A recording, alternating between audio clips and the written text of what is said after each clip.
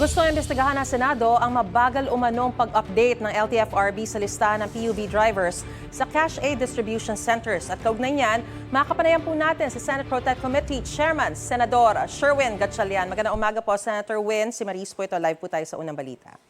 Good morning, Maris. Good morning sa ating mga tagapakinig. Sen, una sa lahat, ano po ba yung nakikita ninyong kakulangan ng LTFRB at DOTR sa sinabi niyo pong mabagal na pag-update sa listahan ng PUV drivers na bibigyan ng financial aid? Actually, every year, Maris, naglalagay ang gobyerno ng about 2.5 billion sa budget para kung meron tayong mga ganitong nararanasan na mabilis na pagtaas ng langis, nagbibigay ng ayuda at nagbibigay rin ng tulong sa mga public utility drivers natin. Kaya taon-taon ginagawa natin to. Pero kahit na taon-taon ginagawa natin, yung listahan ay hindi maayos, hindi updated. Nakita natin to nung nagbibigay ng tulong sa mga public utility drivers, sa mga jeep. Marami sa ating mga kababayan ay nalungkot dahil yung pangalan nila wala doon, hindi updated. Ngayon sa TNVS rin, no? Hindi rin updated yung mga pangalan. At dapat mas mahigpit ang LTFRB sa mga TNVS operators na mag-update ng listahan at ibigay yung listahan sa LTFRB para kung mayroong mga ganito kaagad na may mga ganitong sitwasyon na kaagad dapat magbigay ng tulong, mabilis tayo nagbibigay ng tulong. Hindi tayo nag-aantayan ng updating. Kaya nakita natin yung situation na mahaba yung pila, pupunta doon mga kababayan natin, tapos madidismaya sila na wala yung pangalan nila sa listahan. Exactly. So, ang tanong ng maraming mga driver, may pag-asa pa bang malagay o ma-include yung kanilang mga pangalan dun sa listahan na yan kung saan makakatanggap nga sila ng tulong?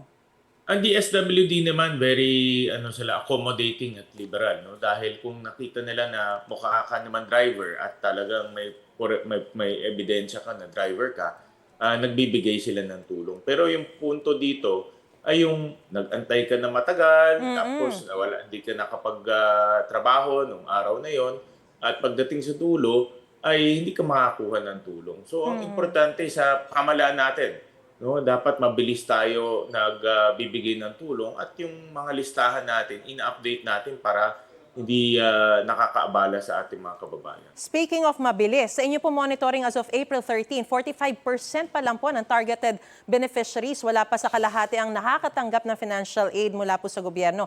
Nakausap niyo na po ba ang DOTR tungkol dito? Paano po ba mas mapapabilis yung sistema? Mabagal, Maris. Dapat nga 100% na yan as of this point dahil more than 45 days na itong gusot, 50 days na itong gusot na ito. At ang konsepto kasi nitong tulong na ito, kung mabilis ang pagtaas ng presyo ng langis, nakakatulong tayo kaagad. Kumbaga shock absorber siya.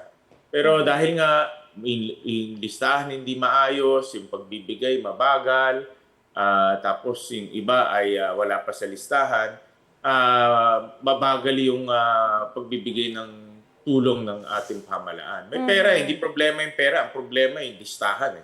So magpapatawag nga kami ng isang hearing para maayos na ito dahil nga taon-taon naman meron tayong ganitong pondo pero dapat inaayos nila yung listahan. Sa panig po ng DSWD, nakausap niyo na po ang inyong kapatid na si Secretary Rex Gatchalian. Saan daw po nagkakaproblema at paano ito masusolusyonan now na tuloy-tuloy naman po yung pagbibigay ng ayuda?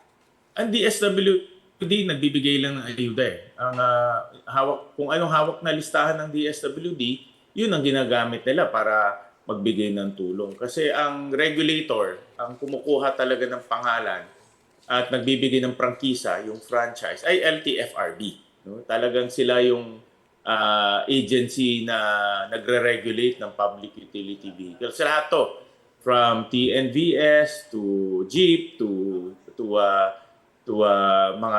mga bus, ang hindi lang nila rin na-regulate ay tricycle yan, nasa local government unit yan.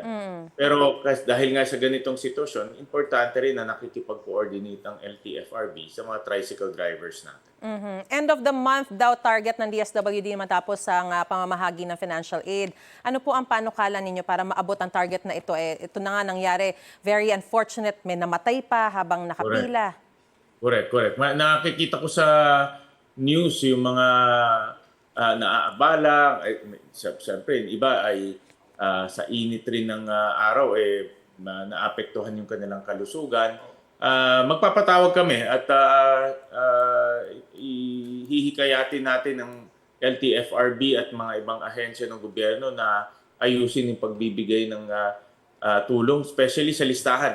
Again, no, nag-uumpisa yan sa listahan. Kung maayos yung listahan natin, walang problema sa pagbibigay. Pero kung yung listahan natin may mga pangalan na hindi naman nandoon o may mga pangalan na wala doon, yan ang nagiging problema natin. Habang magpapatawag kayo ng investigasyon, posible po bang i-adopt na yung full digital system sa pamamigay ng ayuda ng pamahalaan? Dapat, no? Dapat dahil Maris, noong mga unang panahon, ang binibigay natin ay fuel subsidy sa fuel card. No? Mabilis yun eh. In fact, ginagawa na natin yung many times. Exactly. Na merong fuel card, doon nilang ilalagay yung pondo at yung pondo, ang mga drivers natin pwede pumunta sa mga gasolinahan, gamitin yung fuel card nila. In fact, hindi cash yun. No? Yung fuel card, pangkarga na yun ng gasolina.